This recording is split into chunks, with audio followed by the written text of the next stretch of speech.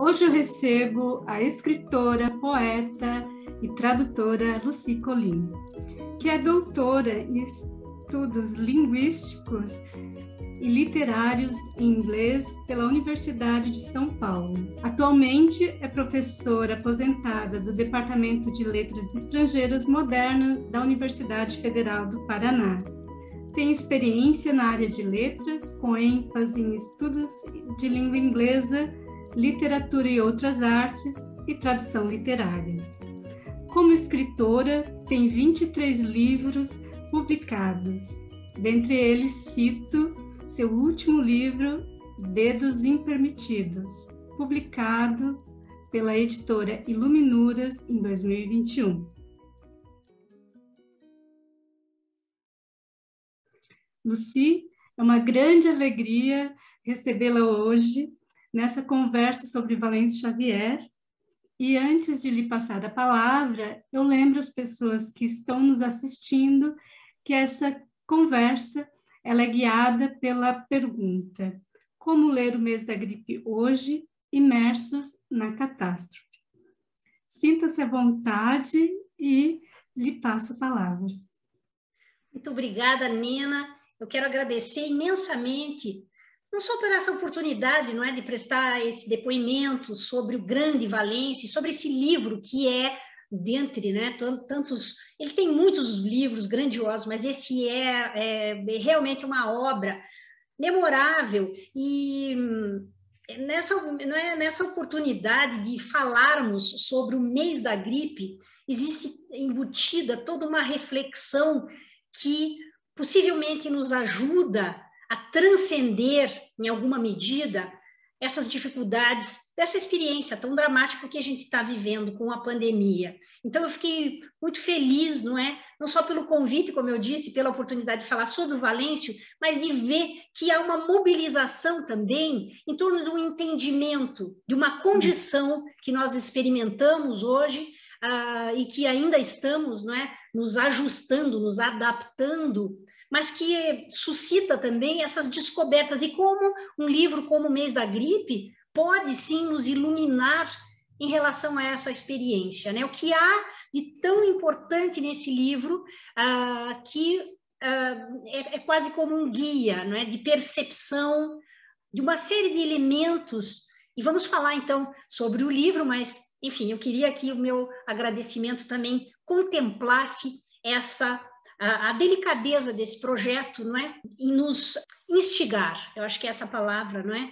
A essas outras percepções e, nesse caso especial, como é que um livro, sim, nos ilumina num momento tão dramático? Eu gostaria de saber como que você conheceu o Valêncio, como que se deu esse encontro entre escritores. Olha, Nena, a gente aqui em Curitiba, a gente precisa contextualizar, não é? Quando a gente fala Valêncio Xavier, apesar do Valêncio ser um paulista, né? Ele é considerado um curitibano, porque ele se considerava, né? Ele morou a vida toda praticamente aqui em Curitiba, não é? Então, ele é um curitibano, pronto, não é?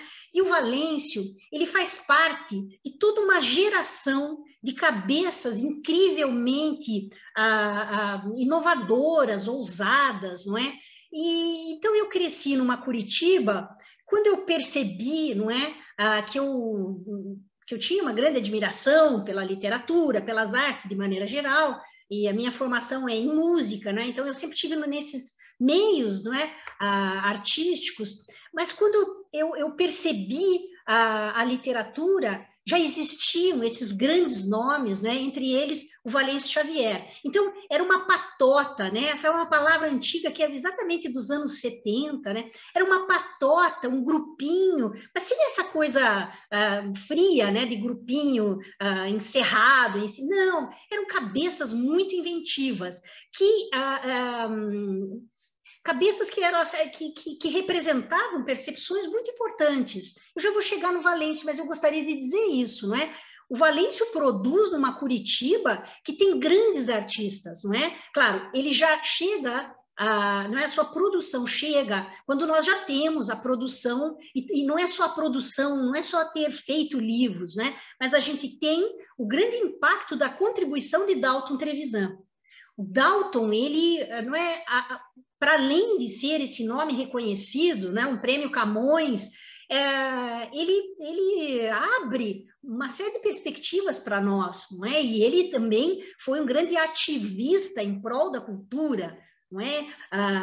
Com a revista Joaquim, por exemplo, sempre ele estimulou demais essa produção. Então, essa outra geração, que quando eu digo, né, a geração do Valêncio, eu estou trazendo outros grandes nomes, né, como Paulo Leminski, que é possivelmente o mais conhecido, mas também o Manuel Carlos Caram, o Wilson Bueno, assim, o Valêncio, ele está nesse contexto de produção, não é? Só que o Valêncio, ele tem essa relação tão forte com o cinema, que aí ele vai trazer uma coisa diferente. E nessa Curitiba, então, dos anos 70, passando para os anos 80, não é? Os primeiros anos da década de 80, tem uma efervescência extraordinária aqui em Curitiba. E aí eu conheço o Valêncio, né? E eu era uma garota e fiquei absolutamente encantada, porque foi uma referência muito, muito forte. Como foi também, não é? O Wilson Bueno, por exemplo. Então, Curitiba teve e tem, não é? Felizmente, mas teve uma época de produção, não é? Vamos colocar Alice Ruiz também. Então, tinha muitas cabeças. Isso só para ficarmos na literatura. Curitiba tinha uma editora que se chamava Grafipar, que era um grande centro, era assim, projetou vários criadores daqui, como Cláudio Seto, não é? Que era o cartunista, grandes fotógrafos, artistas plásticos, o Solda, Retamoso, Rogério Dias. Então, é uma época áurea, grandes artistas plásticos. Então, ter um Valêncio nessa cidade que estava se descobrindo ainda, não é? Uma cidade que já tinha passado, veja, no início da década, na metade, né? Em 1975, Curitiba passa por uma transformação com a política do Jaime Lerner, né? De modernização da nossa cidade. Então, o Valêncio ele está inserido nesse grande input, é uma grande leva, assim, não é? De novidades. E por que para mim o Valêncio se destaca entre todas essas cabeças maravilhosas, mas ele se destaca justamente porque ele vai trazer componentes de sua experiência de olhar. E aí isso é interessante, porque, claro, ele é um cineasta, mas eu quero chegar um pouco mais adiante, eu vou tentar depurar o que é essa experiência de olhar que o Valêncio nos traz. Talvez diferentemente de outras percepções não é? Entre os artistas da nossa cidade naquele momento. Mas então você me pergunta como é que eu conheci o Valêncio. Conheci primeiro assim, não é? Quando eu conheço efetivamente Valêncio Xavier, eu já era grande admiradora dele, não é?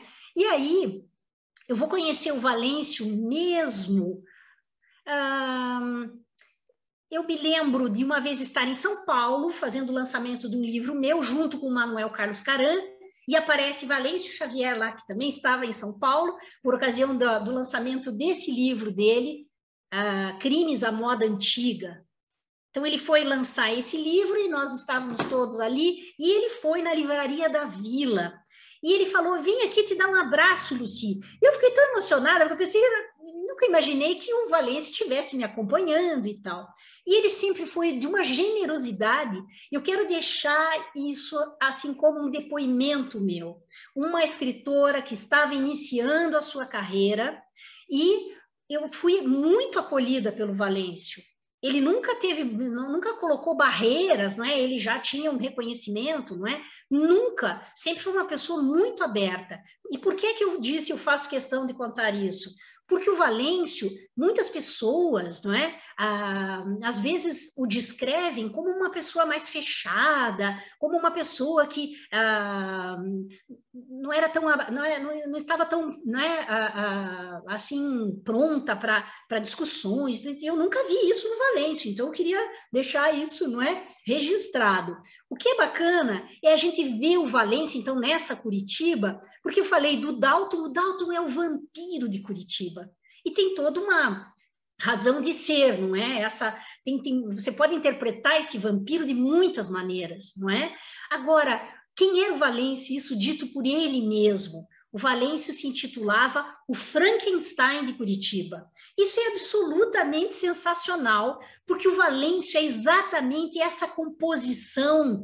Ele tem um entendimento de si mesmo. E aí vem a modéstia de Valêncio Xavier, porque quando ele se vê como Frankenstein, ele já está falando dessa coisa, os mecanismos que ele usou e nos trouxe do próprio cinema. Então, ele é a montagem de partes, ele é uma série de cortes, ajustes, acoplamentos, não é? Toda essa linguagem do cinema que ele coloca na sua literatura tem muito a ver com essa figura do Frankenstein, e de ser essa figura assustadora, feita de retalhos, feita de partes, não é? E aí eu acho linda esse entendimento, como eu disse, que é o entendimento da composição.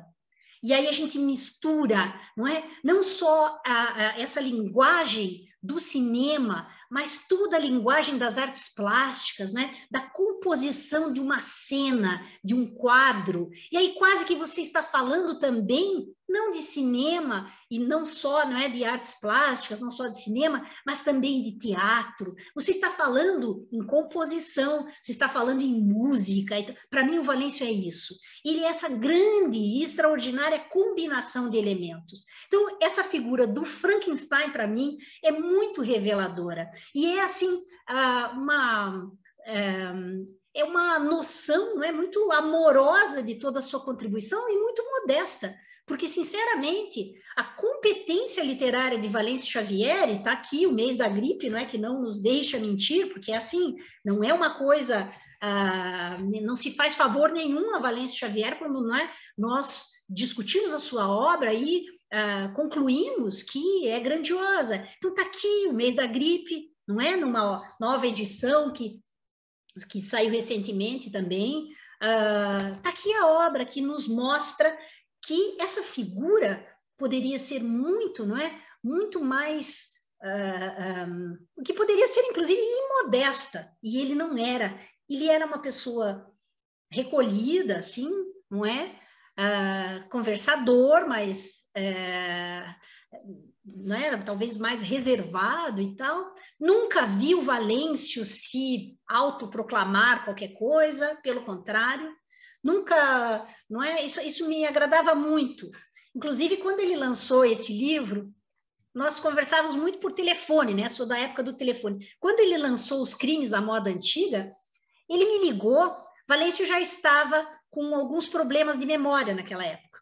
E ele me ligou e ele falou: Lucy, eu tô com um problema aqui, que é o seguinte, me diz o que você acha que eu faço. Eu recebi um cheque, assim, uma coisa que eu nunca vi. É muito dinheiro, eu nunca ganhei tanto dinheiro com a literatura. E aí ele falou: eu não sei se eu gasto esse cheque, uma dessas eles erraram. Eu estou com vergonha de ligar lá para a editora e ver, né? Uma dessas eles erraram. Então, eu vou esperar passar um tempo e aí eu vou descontar esse cheque, porque não é possível. Eu falei: nossa, Valência, uma bolada, é? E ele falou assim: não, vai imaginar, sabe quanto que eles me pagaram? R$5.000. Aí aquilo foi tão bonito, porque não era uma quantia exorbitante, não era nada, e ele estava com medo de gastar, de descontar aquele cheque, porque para ele aquilo era era um valor assim excepcional dentro da sua carreira. Então esse é o Valêncio que eu conheci. E depois também quero contar, né, a maior emoção que eu tive foi quando o Valêncio estou mostrando aqui um livro meu de contos, que se chama Inescritos, foi lançado em 2004, e o Valêncio fez a orelha desse livro. E aqui, mais uma vez, né, o Valêncio já estava mais recolhido por conta da doença. Eu lembro que eu fui buscar essa orelha na casa dele e ele nem pôde me receber. Ele não estava num dia, não estava se sentindo bem, não é? E eu fui lá e quando eu li, não é? O Valêncio fez uma orelha assim com muita profundidade. Quando eu li e percebi que leitura carinhosa, que grande artista, não é? Porque eu era uma ilustre desconhecida, ele não precisaria, não é? Ele já estava debilitado, enfim, mas ele parou, fez essa leitura e fez uma leitura muito profunda. Então foi muito emocionante. Esse momento para mim foi muito emocionante. E depois vou contar uma última história, né? Tudo isso é a sua pergunta, como é que eu conheci o Valêncio. Então nós conversávamos muito por telefone e uma livraria aqui da cidade decidiu fazer uma campanha para mostrar a literatura paranaense. Então, eles escolheram 6 escritores, fizeram uma campanha cujo representante foi o Valêncio. Inclusive, eu tenho os cartões dessa campanha que, oportunamente, eu vou mostrar. O Valêncio foi nos representar, então toda a publicidade foi feita a partir, ele foi tirar as fotos lá na Boca Maldita, né? Para quem conhece Curitiba, sabe o que é a Boca Maldita, que é a cara da cidade, enfim, é um ponto, não é? Que é muito significativo na história da cidade. E a história engraçada é a seguinte: nós fomos para a inauguração de uma mega loja, uma mega livraria, e 6 escritores, estávamos Valêncio, Glória Quirinos, eram 3 homens, 3 mulheres. Então, Valêncio, Glória Quirinos, Alice Ruiz, Paulo Venturelli, Manuel Carlos Caran e eu. Uma outra coisa, tinha um garoto muito estreante, muito iniciante, que tocava violão, cantava maravilhoso. Eles falaram, antes dos lançamentos, né, nós 6 iríamos autografar nossos livros. Antes do lançamento, tem um garoto que nós contratamos para cantar, ele é muito bom, ele trabalha com teatro também, ele é muito bom, vê uma moça para dançar umas coisas de flamenco e tal. E outro dia eu estava me lembrando desse episódio, o garoto que era muito bom e cantava muito bem é nada mais, nada menos do que o Alexandre Nero, que era um jovenzinho naquela época, não é? Então ele foi para fazer a abertura desse evento. Esse evento tinha muita gente, muita. Nós pedimos permissão para que a livraria ficasse aberta até mais tarde, porque não podia, tinha que fechar às 6 horas, uma daquelas coisas de Curitiba, mas aí ela ficou aberta até mais tarde e circulou tanta gente. Nós tínhamos 6 mesas e era gente, e eu nunca falei com tanta gente na minha vida. Quando terminou, e eu olhava assim, né? Todos os 6 escritores estavam, nossa, também cercados de pessoas. Quando terminou, eles fecharam a livraria e os escritores ficaram conversando ali, né? Ficamos só nós. E aí alguém disse assim, nossa, gente, você sabe que eu não vendi nenhum livro? Daí o outro falou, nossa, mas eu vi a tua mesa cheia de gente ali, você não parou o tempo todo? E o outro falou, eu também te vi. Aí o outro, eu também não vendi. Eu falei, eu vendi um. E o Valêncio falou, eu não vendi nenhum.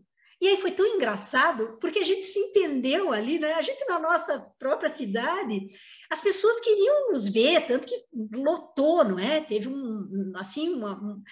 foi muito bonito aquilo. Mas a gente não vendeu o livro, então foi tão engraçado isso, porque as pessoas gostavam, né, de nós, foram lá para muitos abraços e tal, e a gente ria tanto, porque foi dramático, trágico, né? Mas também foi cômico, né? Que um pensava, eu sempre olhava para os outros e falava, nossa, eu não vendi nada, né? Mas fulano está vendendo um monte, né? Tá cheio de gente lá e tal.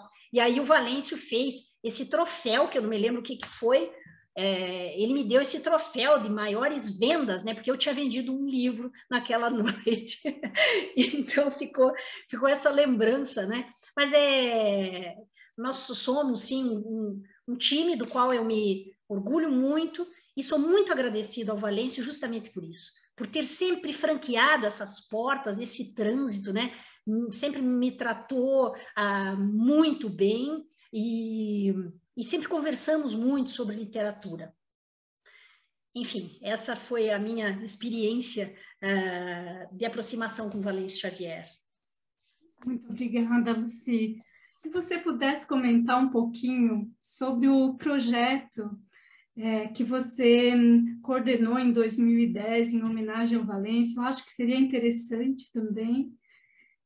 Sim, olha, quando nós perdemos o Valêncio, foi uma grande comoção. A nossa comunidade de artistas, não só de escritores, né, se viu, foi realmente uma perda impactante para a cidade, porque o Valêncio, a produção do Valêncio e a figura do Valêncio, né, ele, diferentemente como eu disse, né, o Dalton Trevisan teve um período da sua vida em que ele era super combativo, assim, né? Ele era super engajado e tinha revista e estava ligado, né, ao movimento de crítica no Brasil e no exterior. E depois ele se retrai. E o Valêncio não, o Valêncio era, nossa, o Valêncio estava ligado a grandes projetos da nossa cidade. Então, não é tanto que existe um espaço Valêncio Xavier no Cine Passeio, né, como uma homenagem que a cidade faz a essa grande figura que ele é. E, então, logo após o falecimento do Valêncio, um pouco tempo, né, uns meses depois, afinal, nós fizemos esse projeto. O Valêncio falece em 2008, mas esse projeto, né, ele é um dos primeiros escritores que vai participar desse projeto. Por isso que eu disse, em pouco tempo depois, né, a escolha do nome do Valêncio foi unânime. Nós desenvolvemos um projeto pela coordenação de literatura da Fundação Cultural de Curitiba, que era justamente a leitura das obras completas de um autor. E eu fui convidada justamente para a leitura das obras completas de Valêncio Xavier. E como eram esses encontros? Eram encontros semanais ao longo de todo um ano. E nós, efetivamente, lemos tudo que o Valêncio publicou e também assistimos aos seus filmes. Então, se formou um laço muito forte entre essas pessoas, né, que participavam. Às vezes tinham participantes flutuantes, né, que apareciam em alguns encontros, mas um grande número participou de todos esses encontros. Então, a ideia era essa, formar esses leitores com uma compreensão em grande profundidade da obra do Valêncio. Inclusive, nós fizemos descobertas que talvez um leitor isolado não fizesse, porque a leitura coletiva é uma experiência maravilhosa, né? E nós, num determinado momento, nós já tínhamos lido 2 ou 3 livros do Valêncio e estávamos lendo um outro livro dele e alguém diz, espera aí, esta frase, tinha uma frase assim meio esdrúxula que a gente não é... Passamos, lemos ali, passou batido, alguém levanta e fala, peraí, esta frase, e olha, eu vou me lembrar, inclusive até para fazer justiça, quem foi que percebeu essa frase? Mérito da Marília Kubota, que era uma grande amiga do Valêncio, muito amiga dele. Marília fala, peraí, gente, nós não lemos uma coisa parecida com isso um outro dia? E aí nós fomos, é mesmo, nós descobrimos que o Valêncio conversava com o Valêncio, quer dizer, ficcionalmente, ele responde, ele faz uma provocação, infelizmente hoje eu não vou conseguir recuperar isso, né?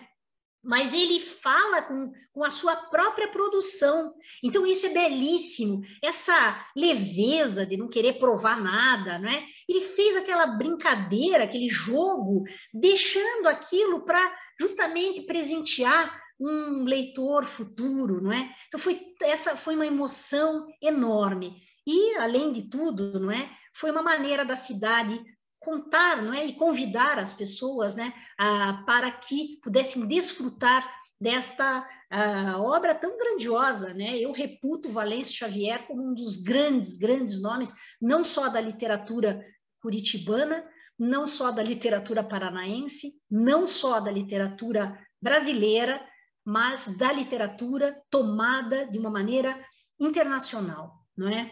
E então foi essa experiência, né, que nós tivemos nessa ocasião. Que gostoso ouvir você contar essa história e lembrar da Marília. A Marília também faz parte da série. Perfeito, sim, eram grandes amigos e esse episódio, esse momento foi muito, muito emocionante. Pena que eu perdi. Mas, enfim, estamos recuperando, né? Sim, sim. E, Lucy, você mostrou um pouquinho antes a nova edição do Mês da Gripe, né? E nessa edição a contracapa é sua. E você traz dois pontos que eu achei bem interessantes, que talvez você pudesse comentar um pouquinho. Primeiro, você fala, num determinado momento, né, sobre a relação do Valêncio com Osman Lins, né, com todos esses escritores modernos, e você diz que o Valêncio depura, atualiza o Nouveau Roman. Você poderia comentar um pouquinho essa colocação? Claro. Claro. Então, algumas pessoas já disseram, nossa, Lucy, você exagera às vezes, né?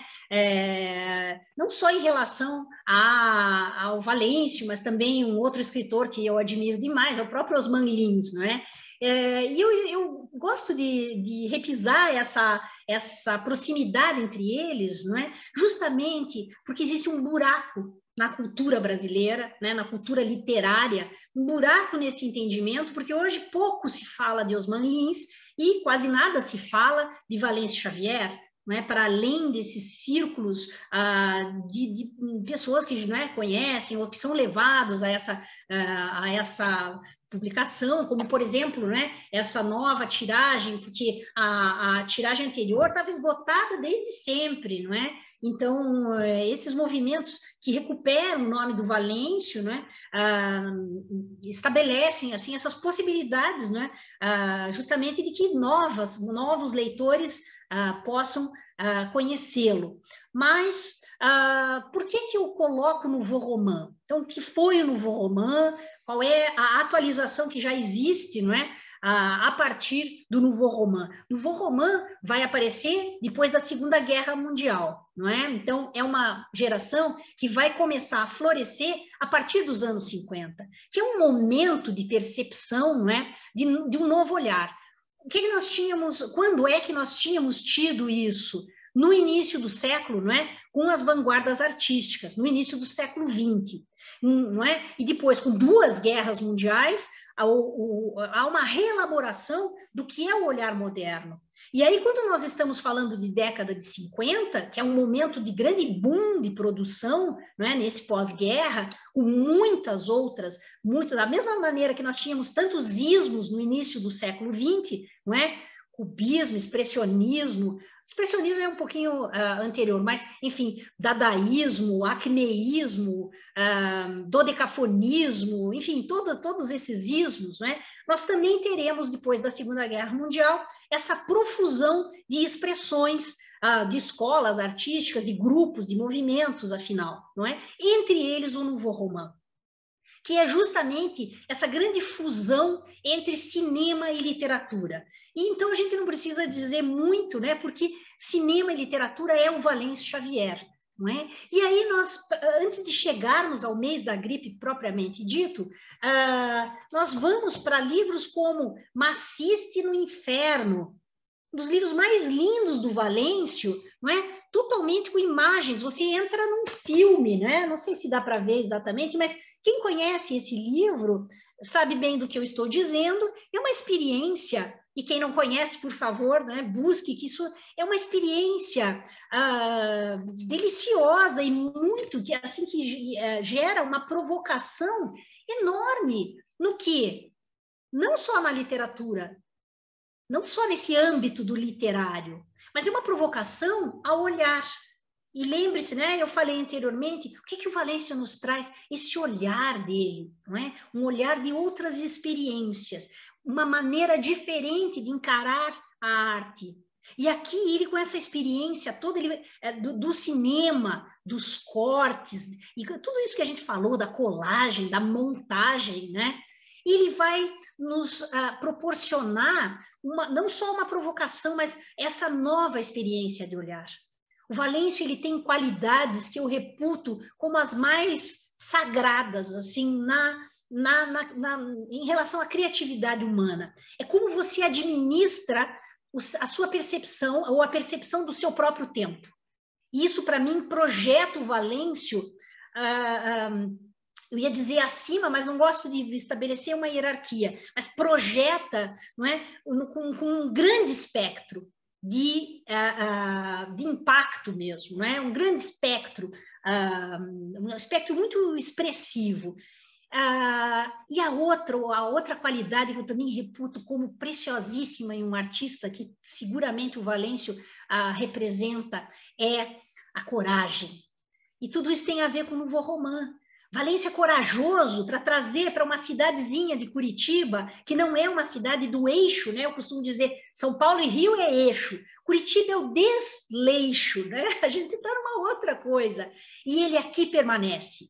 Ele produz nessa cidade, ele transforma essa cidade com nosso mobiliário, o nosso equipamento, não é? Nosso entendimento do que é o cinema vai ser alterado pelas contribuições do Valêncio e também a literatura que é produzida aqui e a literatura que é produzida no Brasil. Então, o que é o Nouveau Roman? Essa geração toda, não é? Vários nomes, Marguerite Duras, Samuel Beckett, Julio Cortázar, quer dizer, são expressões tomadas internacionalmente, né, de várias culturas, e aqui no Brasil a gente pode seguramente dizer Osman Lin, sim, e seguramente pode-se dizer Valêncio Xavier. Então, eu considero assim muito necessário que haja esse redimensionamento da contribuição do Valêncio Xavier.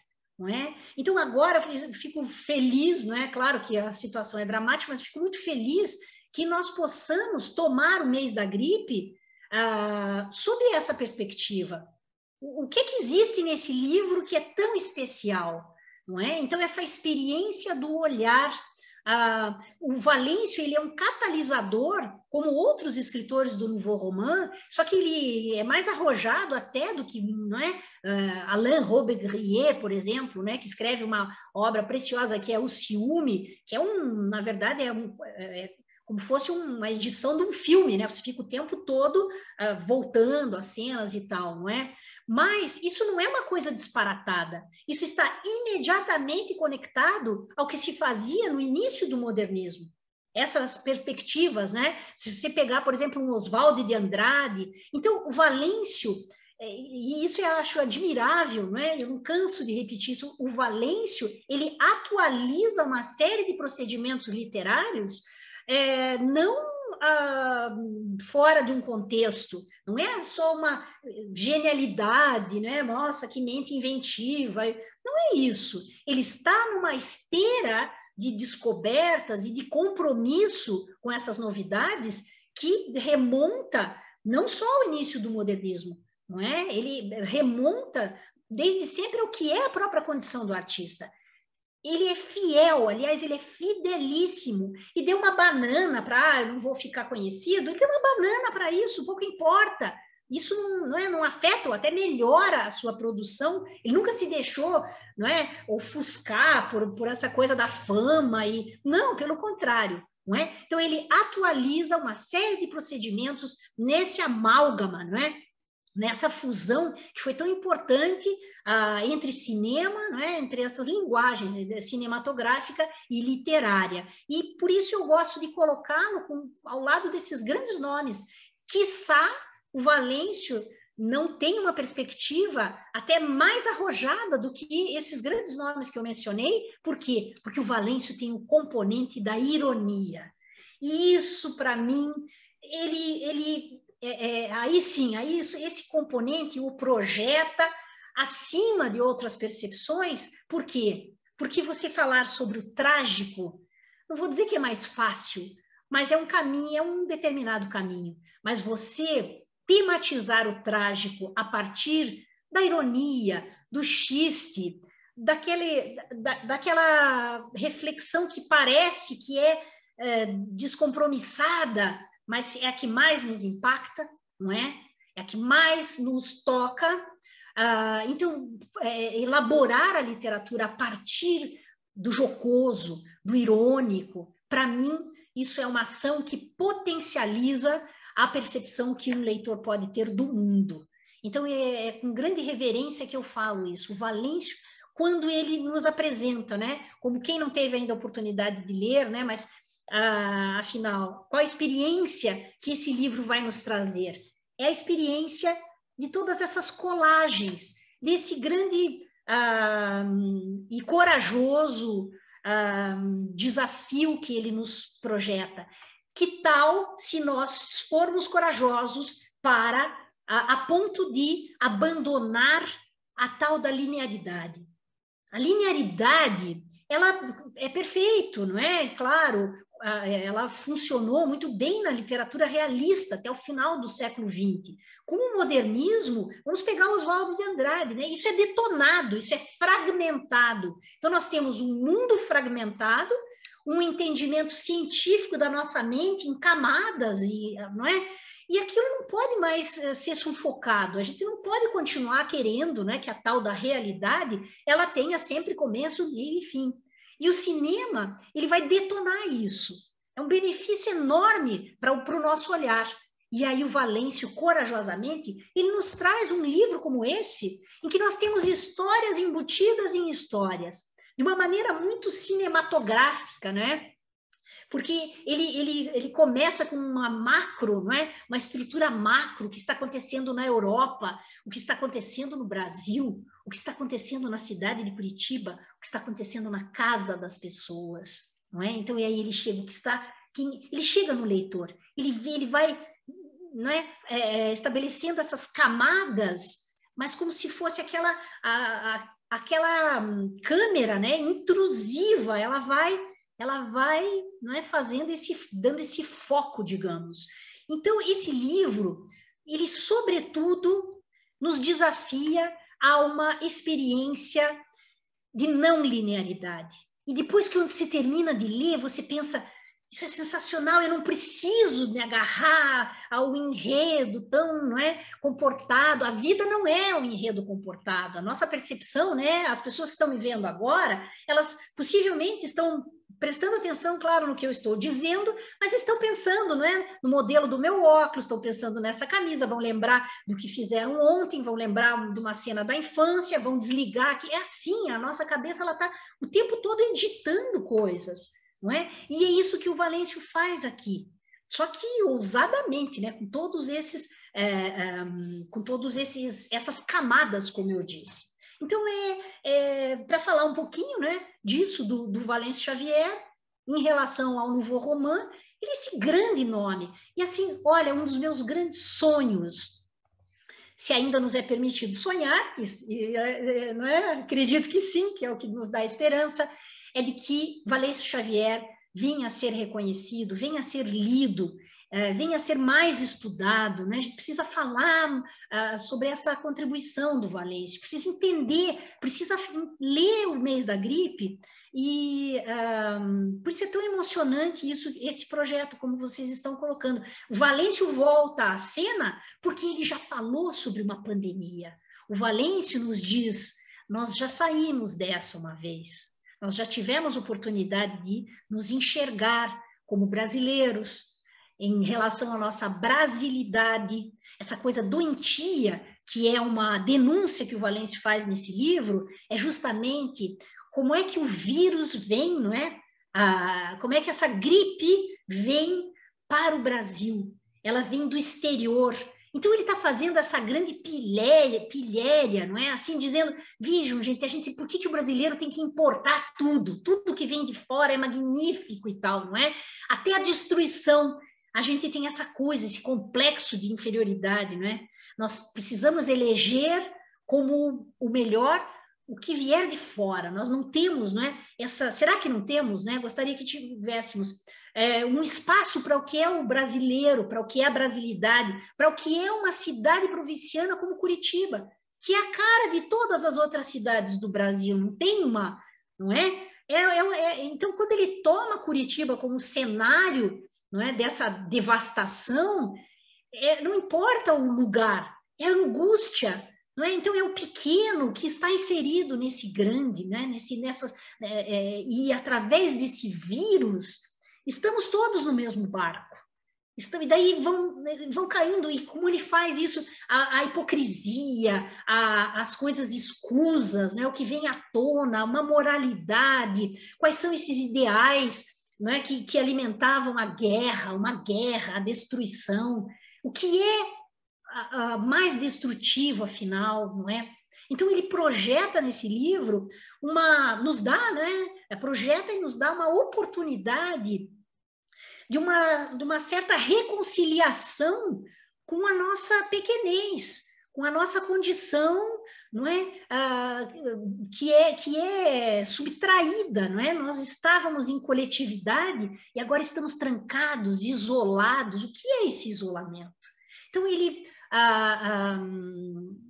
esse livro, não canso de dizer que é uma preciosidade, e hoje, não é?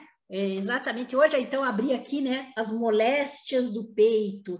Valêncio está atualizando essa linguagem da propaganda, está atualizando a noção de mentira, né, que o materialismo instaura, né? Tudo isso é um livro muito potente, você extrai muitas coisas. E disso tudo, como é que a gente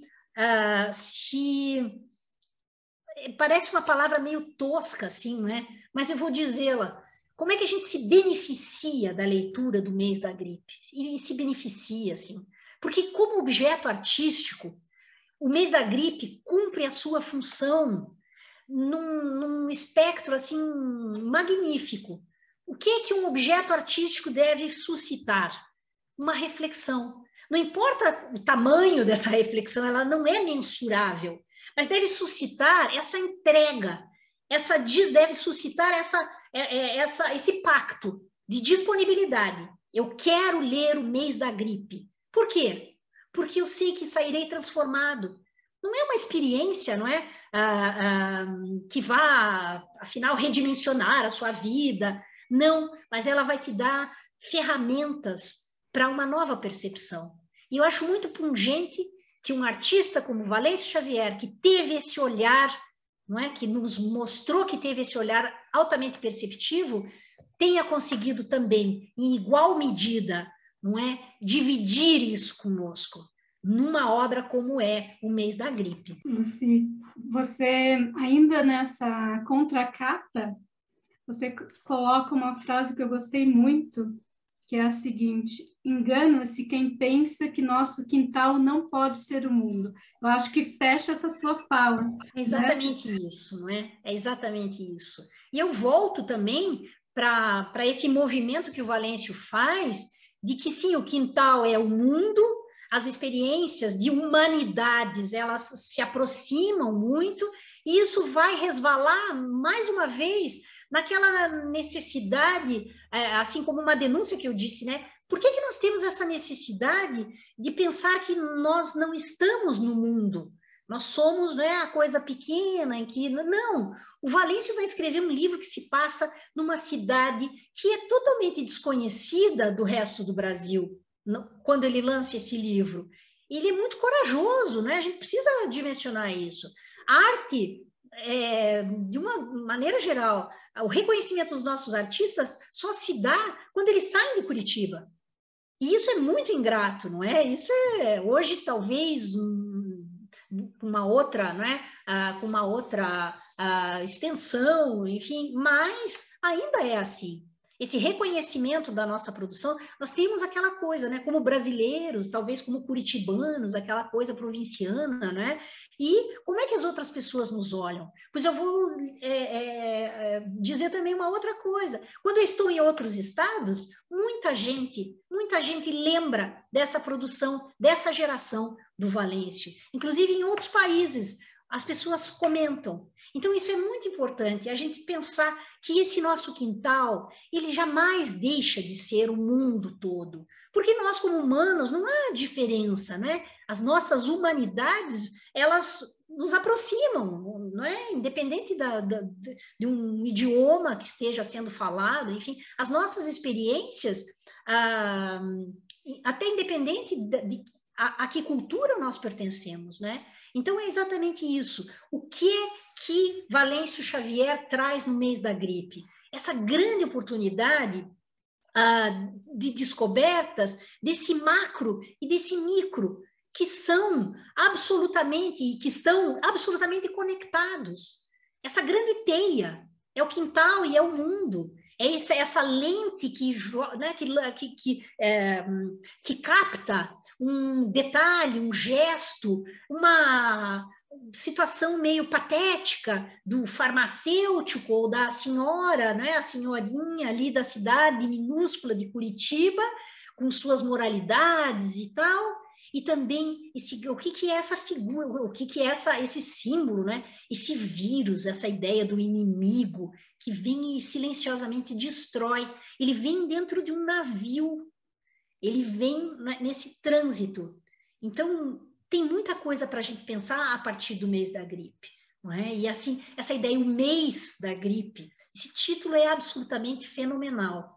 E eu tenho uma relação, a primeira vez que eu li esse livro, ele foi difícil, porque eu tenho a minha, como se fosse a minha bisavó, porque ela é uma bisavó adotiva, mas a minha bisavó, ela perdeu o marido e um filho de 2 anos na gripe espanhola, e ela estava grávida da minha avó. Então, a minha avó, ela é uma sobrevivente, né? Ela passou pela gripe espanhola. A minha avó se chamava Lucy, que é também o nome da esposa do Valêncio. Então, a gente tem essa coisa, né? Quando eu li pela primeira vez o mês da gripe e percebi, né? Eu tinha tido essa experiência na nossa família, não é? Desses familiares que morreram na gripe espanhola, não é? E aquele buraco, não é? Dessa figura que é uma bisavó minha, ter perdido, né? Filho e marido, e ter visto muita gente aqui em Curitiba, né? Morrendo, e como o Valêncio conta, não é? Como o Valêncio conta. E, só para finalizar, quando Valêncio coloca essa guerra que está acontecendo, não é? Ele também está nutrindo uma possibilidade de deslocamento, não para a guerra, não é? Uma guerra mundial que está acontecendo, não, mas para a experiência do que é uma grande guerra. Qual é a guerra que nós estamos enfrentando hoje, não é? Eu estava lendo outro dia que, nesse exato momento, nós temos 44 grandes guerras acontecendo no mundo. Guerras em que, não é? É uma mortandade. E o que é que neutralizou, pasteurizou essa nossa experiência de guerra? De repente, nós estamos novamente em guerra contra, não é? Um ser, não é? Que assim é um proto-ser, é qualquer coisinha, e ele vem vencendo, não é? Ele vem vencendo essas batalhas de uma maneira avassaladora. Como é que esse mínimo interfere na nossa humanidade? Como é que ele interfere, não é? O que é estarmos presos em casa? O que é usarmos máscaras? O que é não podermos nos abraçar? Que experiência é essa? Para onde nos leva essa experiência? Então, quando nós vemos tudo isso antecipado, não é? Por Valêncio Xavier, no mês da gripe, há que se ter um reconhecimento da grandiosidade desse livro. Esse livro é uma grande obra-prima. Verdade. Você tem toda a razão. E você falando agora nesse vírus, né, que nos coloca dentro de casa, que nos afasta, e eu estava aqui pensando que esse vírus também, ele nos coloca diante do outro, né, porque se a gente está dentro de casa, é porque a gente não pode ter o contato com o semelhante, né? Sim, sim. E essa é uma questão, né, uma questão muito delicada, e que está já há quase 2 anos, né? Porque... Sim, sim. Esse olhar para o outro, não é? Mas veja, Nena, eu chego a pensar, e um livro como O Mês da Gripe como que endossa essa minha perspectiva, que pode estar equivocada, mas enfim, você fala nesse outro, não é? Você fala justamente, nós estamos isolados, estamos privados, né, de movimentos, né? Não nos abraçamos, como eu disse e tal. Mas o que é esse isolamento, não é? O que é esse outro? E aí eu ouso dizer que a arte sempre esteve nos colocando, a arte se aproxima dessa condição que nós vivemos. A arte sempre nos colocou nessa relação com o outro. Você ler um livro, não é? Você ir a um concerto, você ir a um show, você assistir a um filme, afinal, a um espetáculo de dança. O que a arte vem, não é? Para te abrir, para te deixar disponível, justamente esse olhar para o outro. Então, eu penso que esse vírus nos dá ele potencializa uma experiência, não é?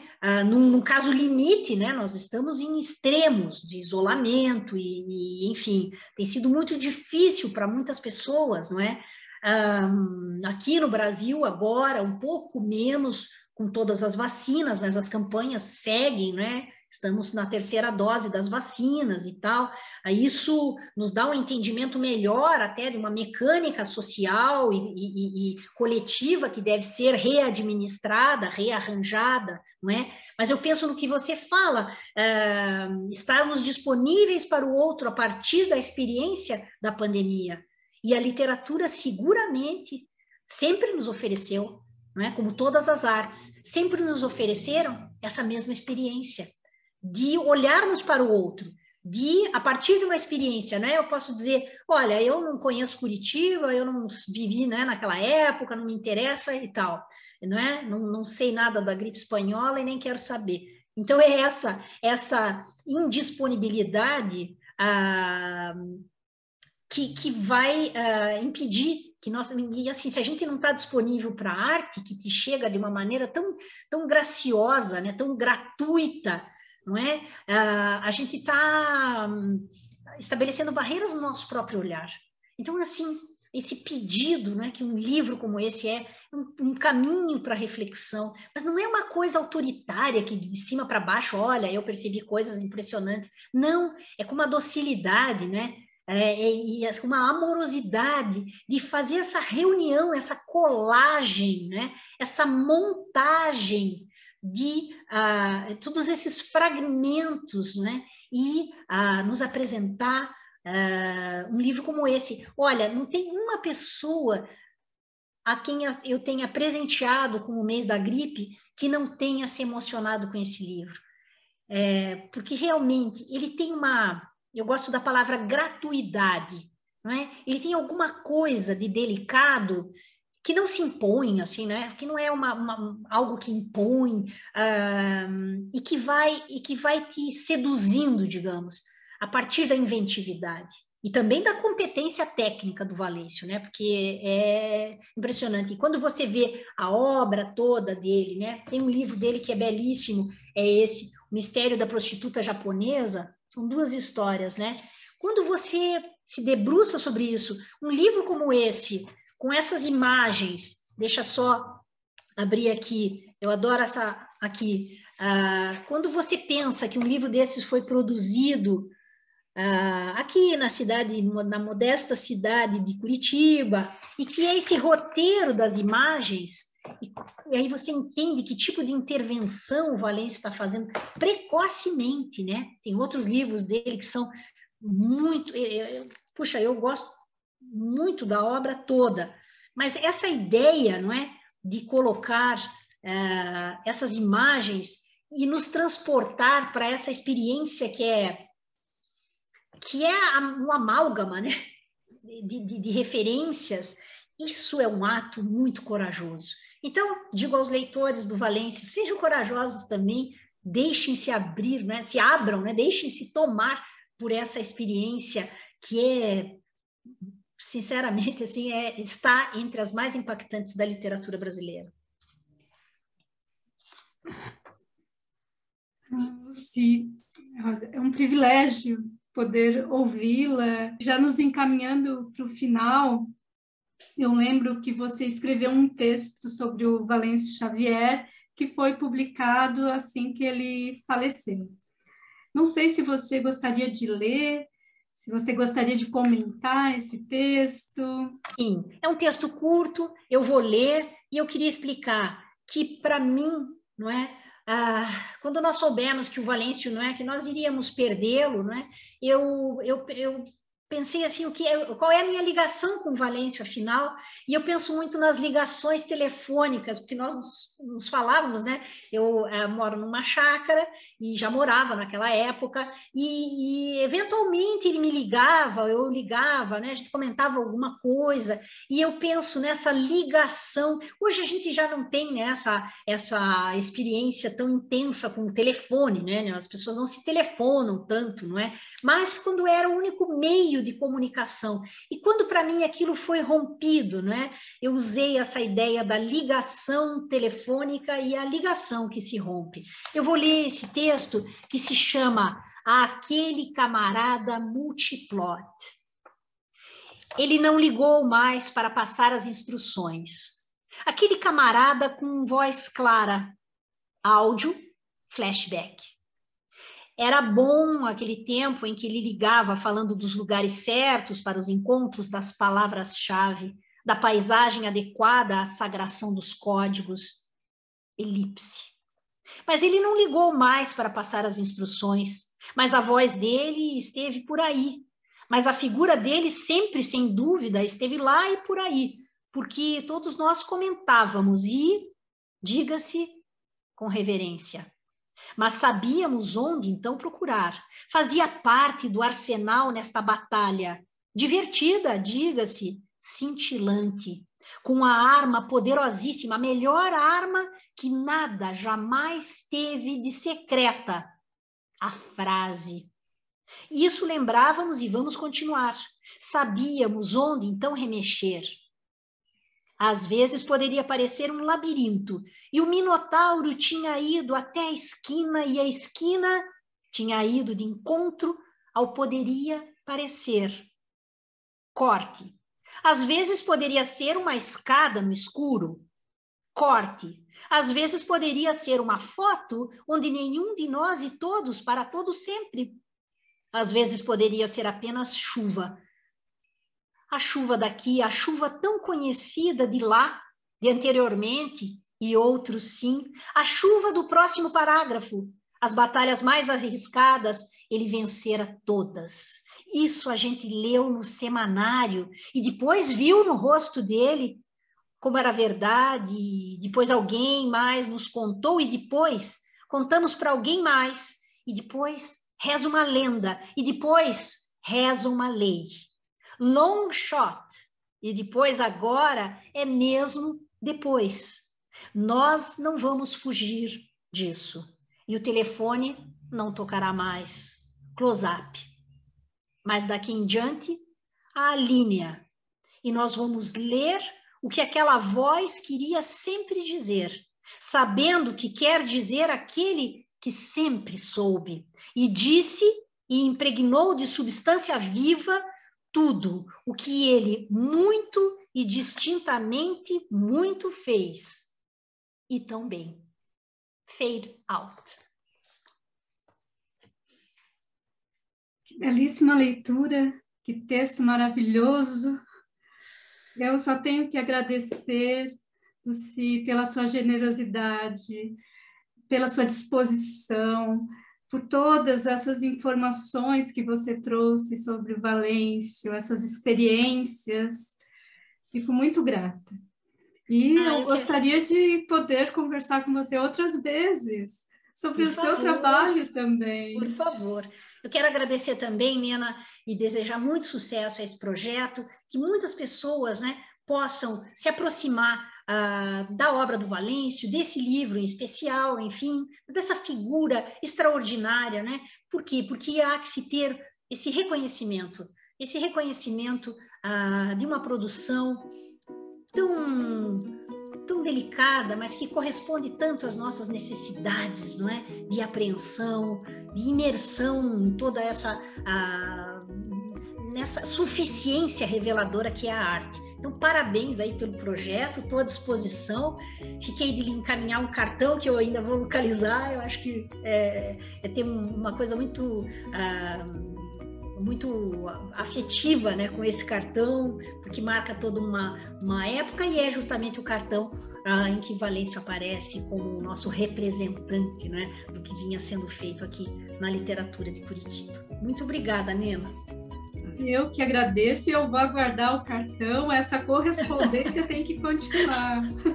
E deixo um abraço carinhoso e até breve. Abraço. Tchau.